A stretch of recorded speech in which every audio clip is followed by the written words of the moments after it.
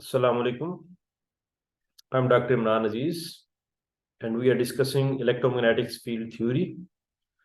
In yesterday's lecture, we discussed about vector analysis. We are discussing vector analysis, and we discussed scalars and vectors, and we saw what is scalar and vector fields. And then we were discussing vector algebra, rectangular coordinate systems. And today we will see the vector components and unit vectors. So as you can see over here, अगर आप यहाँ पे देखें तो ये एक पैरेललोपिड है जिसका एक एज जो है वो ऑरिजिन के ऊपर है, और यहाँ से एक वेक्टर आर इस पैरेललोपिड के डायगोनल में जो दूसरा एज है वहां पे आ रहा है। This is vector are.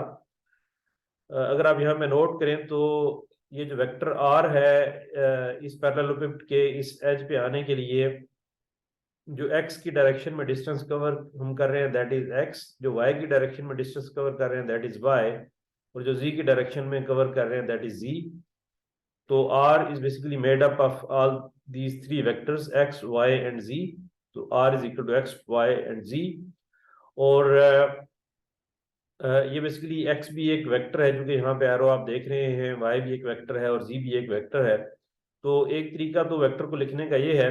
दूसरा तरीका किसी भी वेक्टर को लिखने का ये है कि हम इसकी मैग्नीट्यूड को अलग कर दें और यूनिट वेक्टर को जो है वो अलग कर दें।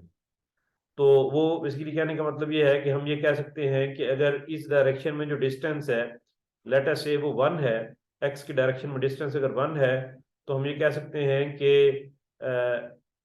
x vector is equal to 1 magnitude into, चूंकि वेक्टर में मैग्नीट्यूड और डायरेक्शन दो चीजें होती हैं, इसलिए ये तो मैग्नीट्यूड आ गई, और डायरेक्शन जो x की डायरेक्शन में x की डायरेक्शन को शो करने के लिए हम नॉर्मली एक यूनिट वेक्टर रिप्रेजेंट करते हैं ax। तो ax यूनिट वेक्टर जो है ये रिप्रेजेंट करता है x डायरेक्शन को। इसी तरीके से ay यूनिट वेक्टर जो है ये y की डायरेक्शन को शो करेगा, और az यूनिट वेक्टर जो है ये z की डायरेक्शन को जो है वो शो करेगा। और ये यहाँ पे ये शो किया गया है कि ax unit vector is along x, ay is along y and az is along z।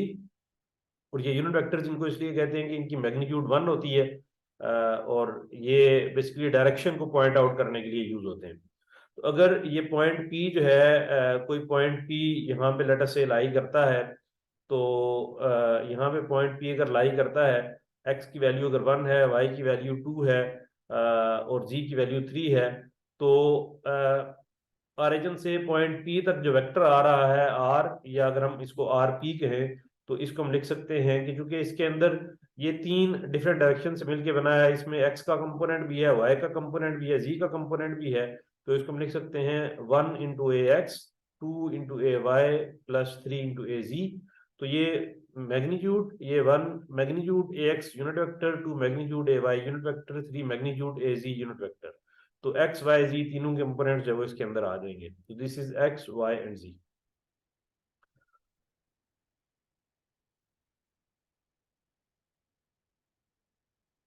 और यहाँ पे देखें, जैसे हमने लास्ट लेक्चर के अंदर जो है ये डायग्राम देखी थी कि अगर ये पॉइंट P है जिसके कोऑर्डिनेट्स 1 2 3 हैं, और ये पॉइंट Q है जिसके कोऑर्डिनेट्स 2 -2 एंड 1 है, तो ऑरिजिन से, ये अगर ऑरिजिन है तो ऑरिजिन से जो वेक्टर पॉइंट P तक जाएगा उसको नॉर्मली हम पोजीशन वेक्टर भी कहते हैं। तो पोजीशन वेक्टर RP जो है बेसिकली उसकी हमने ये लिखी है इक्वेशन RP की।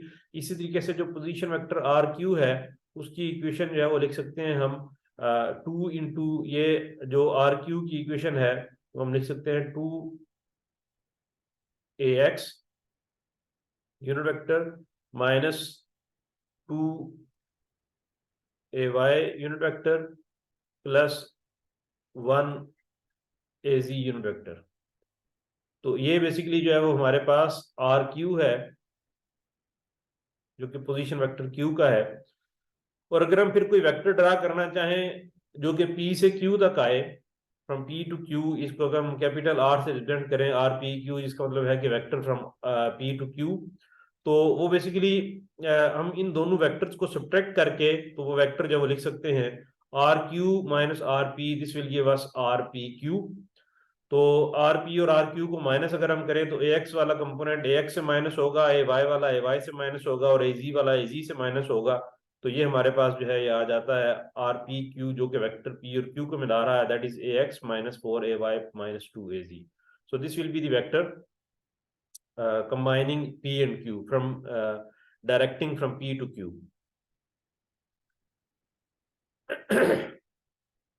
और इसी तरीके से किसी भी, क्योंकि वेक्टर को हम इन जनरल लिख सकते हैं बी, अगर बी कोई वेक्टर है तो बी वेक्टर को हम लिख सकते हैं कि बी एक्स ए एक्स प्लस बी वाई ए वाई प्लस बी जी ए जी। और अगर मैग्नीट्यूड ऑफ बी को हम लिखना चाहें तो उसको हम, एक तरीका तो इसका लिखने का ये है मैग्नीट्यूड ऑफ बी का, या सिंपली अगर हम बोल्ड में नहीं तो इसको हम नॉर्मल बी जो है वो इस तरीके से लिख सकते हैं, that will represent magnitude of B.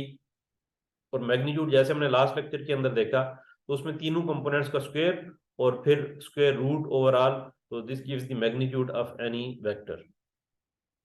और अगर हम किसी वेक्टर की डायरेक्शन को रिप्रेजेंट करना चाहें तो यूनिट वेक्टर जब उसके लिए यूज होता है in the direction of B, और वो जो यूनिट वेक्टर है let us say A B, तो वो vector divided by its magnitude के बराबर होता है, क्योंकि वेक्टर जो है वो अगर बी वेक्टर है तो this is equal to magnitude of B into A B unit vector. तो अगर हम ए बी यूनिट वेक्टर जो है वो फाइंड करना चाहते हैं तो this will be equal to vector of B divided by magnitude of B.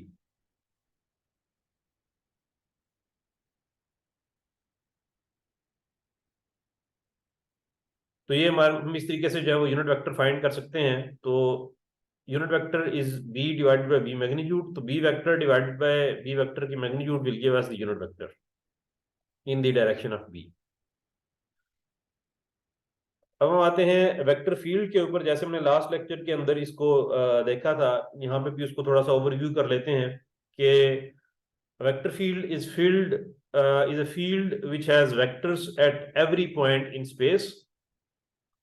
और इसको हम बेसिकली फंक्शन ऑफ पोजीशन के तौर पे जो है वो प्लॉट कर सकते हैं टू डायमेंशंस के अंदर, या टू डायमेंशंस के अंदर नॉर्मली प्लॉट किया जाता है, जिसको मतलब देखने में हमारे लिए वो जो है उसको अंडरस्टैंड करना जो है वो ईजी होता है। और इस पूरी फील्ड के अंदर, इस पूरे रीजन के अंदर बेसिकली मैग्नीट्यूड और डायरेक्शन जो है वो वेक्टर फंक्शन की that will change as we move in the region. तो ये डिफरेंट वेक्टर फील्ड्स हैं जो यहाँ पे शो हो रही हैं।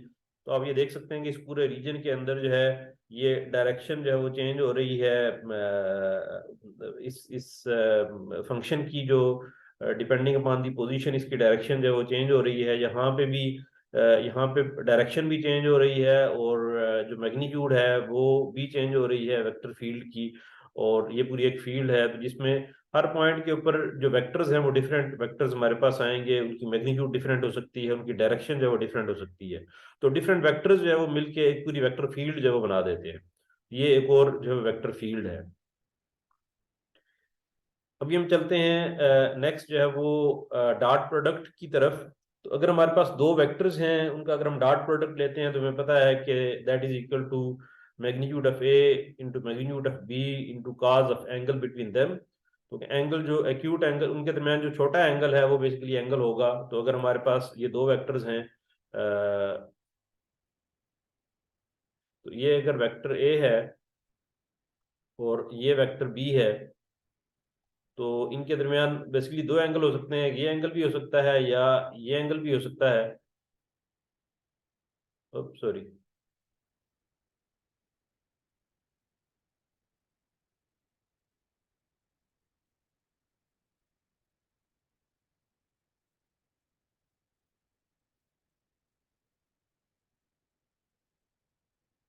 Okay, you got the point कि इसमें एक एंगल जो है वो ये हो सकता है।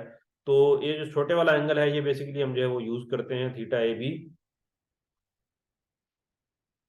तो ये हमें डॉट प्रोडक्ट देता है। और चूंकि काज जो है वो हमारे पास एक इवन फंक्शन है, तो ए डॉट बी और बी डॉट ए जो है वो दोनों सेम रहते हैं, इसमें फर्क नहीं पड़ता कि जो है हम इसको पहले लिख रहे हैं या बाद में लिख रहे हैं। जब हम क्रॉस प्रोडक्ट देखेंगे तो इसमें ये चीज़ नहीं होती। और इसको अगर हम थोड़ा सा एक्सपेंड करें तो वेक्टर ए जो है इसको हम लिख सकते हैं A X magnitude into A X unit vector, A Y magnitude A Y unit vector, A Z magnitude A Z unit vector. इसी तरीके से वेक्टर बी को हम लिख सकते हैं। तो जब हम इनका डॉट प्रोडक्ट लेंगे तो डॉट प्रोडक्ट में बेसिकली ये एक टर्म जो है पहली टर्म इन तीनों टर्म्स के साथ जो है वो मल्टीप्लाई होगी। तो जब ये पहली टर्म तीनों के साथ मल्टीप्लाई होगी तो A x dot A x जो है इसका आपस में बेसिकली डॉट प्रोडक्ट आएगा। तो ये जो डॉट प्रोडक्ट है ये हमें पता है कि इनका आपस में एंगल ए एक्स का और ए एक्स का आपस में एंगल ज़रा जीरो होगा और काज ऑफ जीरो जो है वो 1 के बराबर होता है। तो ये पहली टर्म जो है ये सस्टेन करेगी। बाकी जब हम इसको मल्टीप्लाई करेंगे, इसका डॉट प्रोडक्ट लेंगे इस दूसरी टर्म के साथ, तो A x dot A Y चूंकि इनका आपस में एंगल 90 डिग्रीज होता है तो काज ऑफ 90 डिग्री जो है वो जीरो के बराबर होता है। इसलिए ये जो टर्म इसका मल्टीप्लिकेशन जीरो के बराबर आ जाएगी। इस तरीके से जब इसका हम डॉट प्रोडक्ट यहाँ पे लेंगे ए एक्स का बी जी ए जी के साथ, तो ए एक्स ए जी के दरमियान भी एंगल 90 डिग्री का है, इसलिए ये भी जीरो हो जाएगा। तो चूंकि जिस सिर्फ जो एक जैसी टर्म्स हैं, ए एक्स वाली टर्म्स आपस में मल्टीप्लाई हो जाएंगी डॉट प्रोडक्ट में, ए वाई वाली टर्म्स आपस में मल्टीप्लाई हो जाएंगी और ए जी वाली टर्म्स आपस में मल्टीप्लाई हो जाएंगी। तो this will result in the dot product of A and B. और बाकी जो दूसरी टर्म्स हैं ए वाई ए जी या ए जी ए एक्स, ये टर्म्स जो है वो जीरो हो जाएंगी सारी। तो जब हम डॉट प्रोडक्ट लेंगे तो this will give us A X plus A Y B Y plus A Z B Z. तो this will be the dot product. और चूंकि डॉट प्रोडक्ट के रिजल्ट में जो हमें चीज मिलती है वो एक स्केलर क्वांटिटी होती है, तो इसलिए आप देख रहे हैं कि यहाँ पे हमें कोई वेक्टर कंपोनेंट हमारे पास मौजूद नहीं है।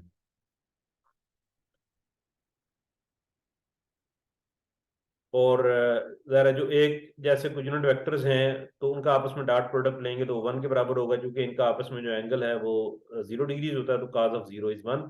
और इनकी मैग्नीट्यूड चूंकि 1 होती है तो इसलिए दिस विल गिव अस 1। अच्छा, जो डॉट प्रोडक्ट है इसको हम एक और तरह से भी यूज कर सकते हैं। ये अगर कोई वेक्टर हमारे पास बी है और इस वेक्टर बी का अगर हम डॉट प्रोडक्ट लेते हैं किसी भी यूनिट वेक्टर के साथ, लेट अस से ये एक यूनिट वेक्टर है ए, इसके साथ जब हम बी का डॉट प्रोडक्ट लेते हैं तो बेसिकली ये हमें एक नई चीज जो है वो हमें देता है। वो बेसिकली क्या है, वो ये कि सॉरी,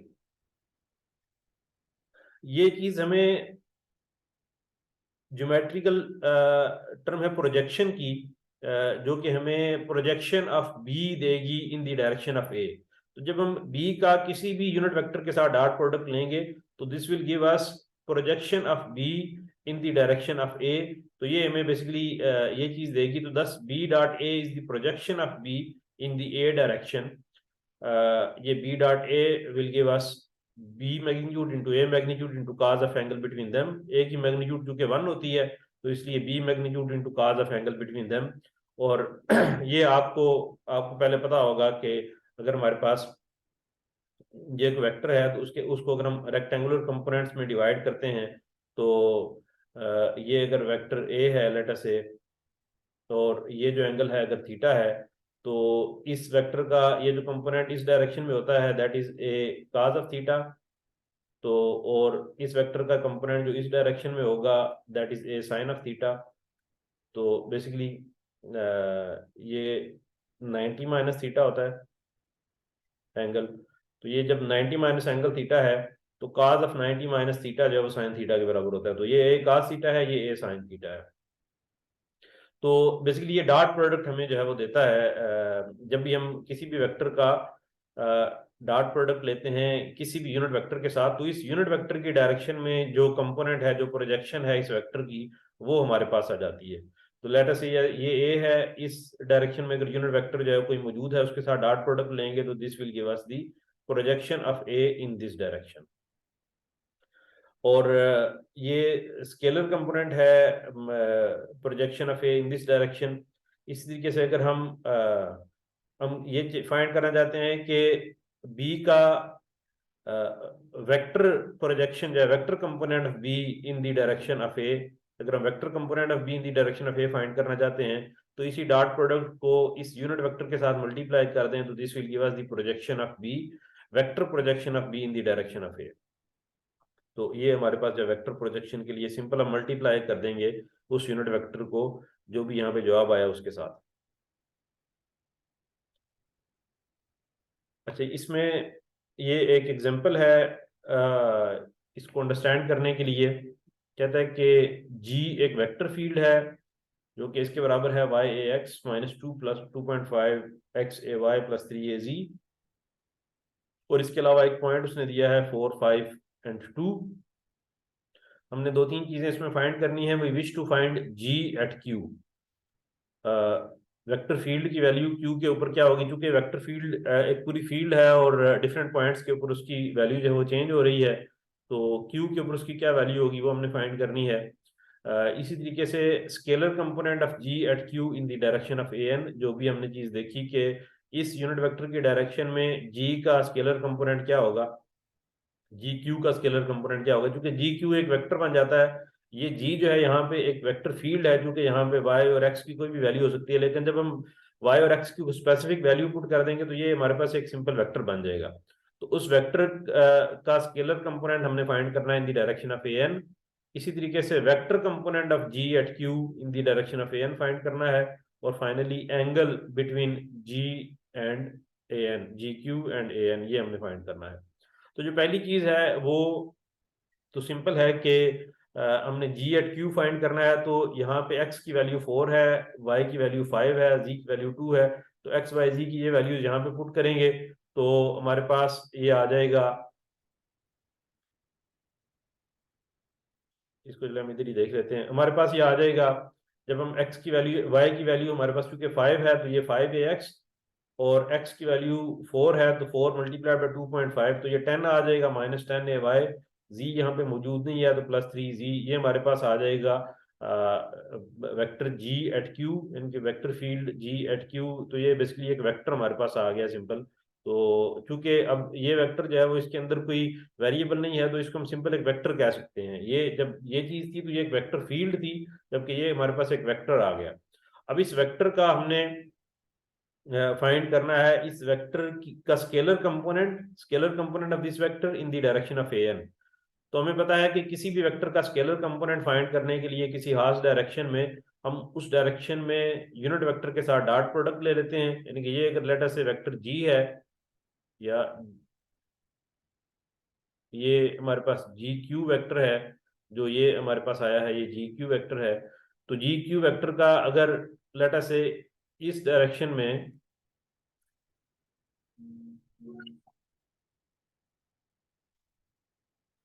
जी क्यू वेक्टर का अगर इस डायरेक्शन में जो है हमने स्केलर कंपोनेंट फाइंड करना है, तो ये डायरेक्शन जो है अगर इस डायरेक्शन में जो यूनिट वेक्टर है वो ए एन है,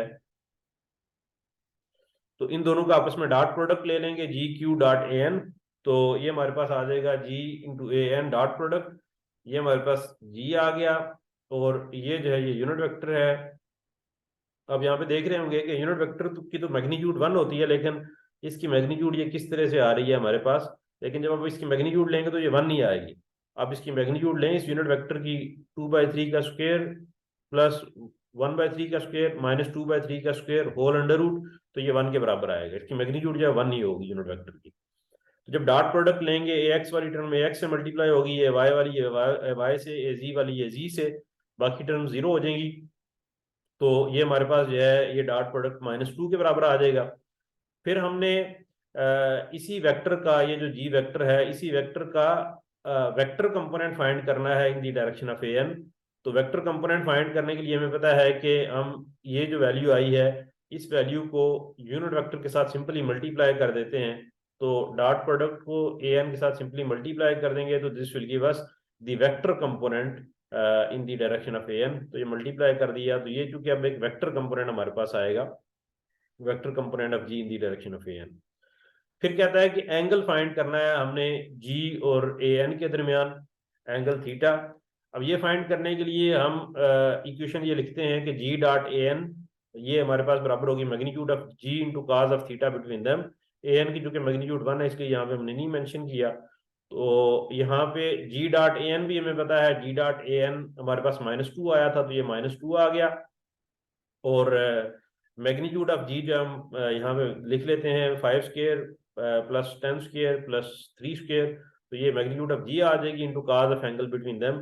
तो इन दोनों को जब डिवाइड करेंगे तो ये हमारे पास एंगल आ जाएगा काज इनवर्स ऑफ दिस, और ये 99.9 डिग्रीज। तो ये हमारे पास जब इस तरीके से हम ये डॉट प्रोडक्ट जो है वो ले सकते हैं, और डॉट प्रोडक्ट को यूज कर सकते हैं to find the scalar component और vector component of any vector in any direction. Thank you very much.